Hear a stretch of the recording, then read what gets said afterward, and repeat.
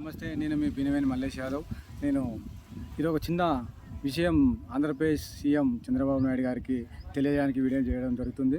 ముఖ్యంగా ఆంధ్రప్రదేశ్ రాష్ట్రంలో ఉన్న పవిత్ర పుణ్యక్షేత్రమైన తిరుమల తిరుపతి దేవస్థానంలో తెలంగాణ నుంచి వచ్చే సిఫార్సు లెటర్స్ ఎమ్మెల్యేవి, ఎంపీవి, అలాగే ఇంకొక డిమాండ్ ఏంటంటే మా యాదవ సంఘాలకు కూడా ప్రాతినిధ్యం ఇవ్వాలని, మా యాదవ సంఘం నుంచి కూడా సిఫార్సులు తీసుకోవాలని ఈ వీడియో ద్వారా ఆంధ్రప్రదేశ్ ముఖ్యమంత్రి చంద్రబాబు గారికి తెలియజేస్తున్నాం. అదేవిధంగా ఎందుకంటే దేవుడి తొలి దర్శనం జరిగేది మా యాదవుల ద్వారా, కాబట్టి ఆ హక్కు మాకుంటుంది.